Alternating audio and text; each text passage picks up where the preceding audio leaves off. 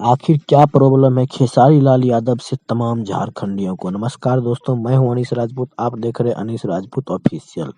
आज के इस वीडियो में हम इसी के बारे में बात करने वाले हैं। इससे पहले अगर हमारे चैनल पर नए हैं तो चैनल को सब्सक्राइब कर लें, क्योंकि भोजपुरी की ताजा खबरें सबसे पहले हमारे चैनल पर आते हैं। दोस्तों, मैंने आज से 1-2 दिन पहले एक वीडियो बनाकर आप लोग को बताया था कि खेसारी लाल यादव का स्टेज शो होने वाला है झारखंड के हजारीबाग में, और वो झारखंड आज ही के दिन 10 जनवरी को होने वाला था, लेकिन बताया जा रहा है कि ये स्टेज शो कैंसिल हो गया है। तो बात करते हैं कि आखिर क्यों हो गया ये स्टेज शो कैंसिल।